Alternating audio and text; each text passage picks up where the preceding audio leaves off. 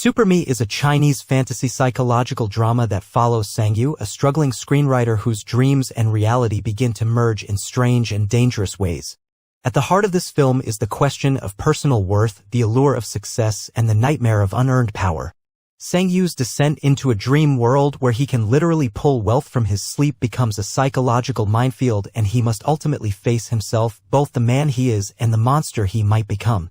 Sang-yu's life in ruin. The story opens with Sang-yu, a young and exhausted screenwriter in Beijing, suffering from intense insomnia and sleep paralysis. He's deeply in debt, unable to finish a script, and tormented by terrifying nightmares involving a dark, demonic figure that attacks him whenever he dozes off. These dreams leave him mentally shattered and physically weakened. The real world offers no comfort. His power's been shut off, his landlord is after him, he owes money to dangerous people, and he hasn't eaten a proper meal in days. At his lowest point, he seeks out advice from a mysterious homeless man outside a convenience store who tells him something cryptic. Maybe you can bring something back from your dream. Dreams of gold. Soon after, Sang-yu slips into another nightmare where the horned demon chases him through ancient ruins. Just as the creature catches up to him, he grabs a sword from a treasure pile and strikes back, momentarily warding it off. When he wakes up, to his amazement, the sword is lying next to him in the real world. This revelation rocks his mind. Was it real? Did he bring a weapon from a dream? Testing this idea again, he returns to his nightmares and manages to steal a golden crown. When he wakes up, it's in his hands, sparkling and real. Selling the treasure on the black market confirms its authenticity. He's just become rich overnight. Living the high life. Sang-yu wastes no time. He begins plundering the dream world, fighting off the demon and stealing treasures every night, waking up richer each day. With his new wealth, he pays off debts, gets a makeover, moves into a luxurious penthouse, and starts living like a celebrity. He becomes an anonymous mystery in the eyes of others, known only as Mr. S.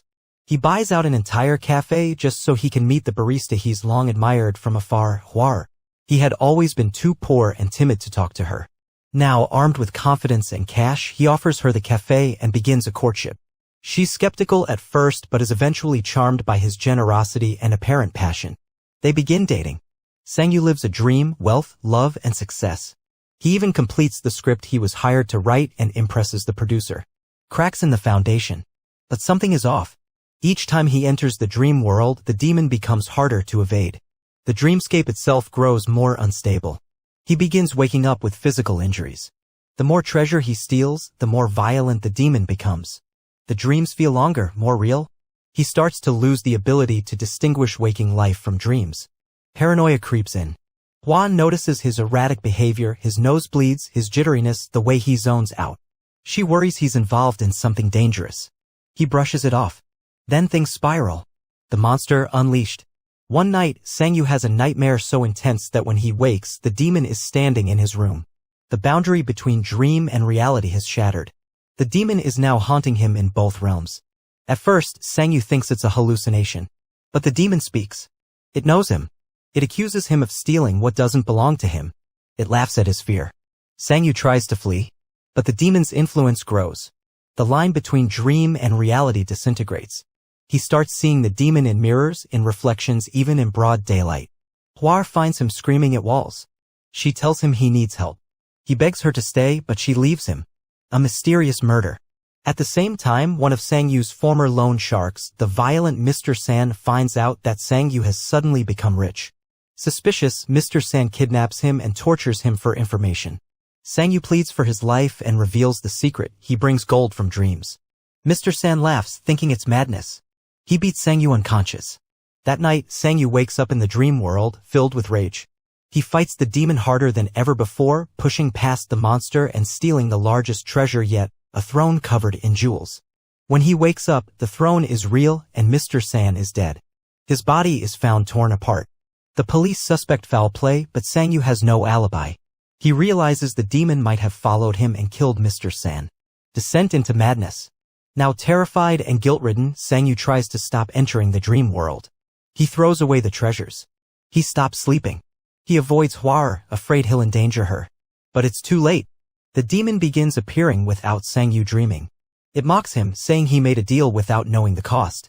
You take, I take, it growls. The more he took from the dream, the more real the demon became. Sang-yu sees blood on his hands, literally and figuratively.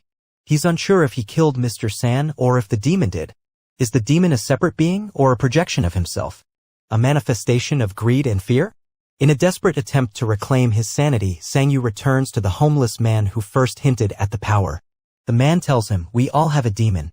Yours is just louder." Truth revealed. In a mind-bending twist, Sang-yu discovers that he has been in a coma all along. All the events, the treasures, the success, the demon, even Hwaer, have been figments of a fractured psyche. The real Sang-yu had attempted suicide after years of failure, debt, and heartbreak. His mind, trapped between life and death, created a fantasy world where he could be everything he wasn't: rich, loved, successful. The demon, then, is his guilt and self-loathing. Hwa is his hope. The treasure is hollow. But in the coma, he has a choice: to let go, to die, or to fight for life. Choice and redemption.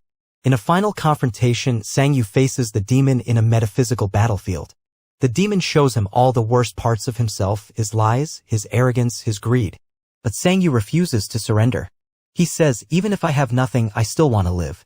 With those words, he stabs the demon, a symbolic act of self-forgiveness. The dream world collapses. He wakes up. Returned to reality. Sang-yu wakes up in a hospital bed. He's gaunt, pale, and weak, but alive. A nurse tells him he was found in his apartment after overdosing. He's been unconscious for weeks. He learns that Hwaer, the real Hwaer, visited him while he was unconscious. She remembered him as a kind, struggling writer who used to sit in her cafe and write. She's been worried. With a second chance at life, Sang-yu begins again.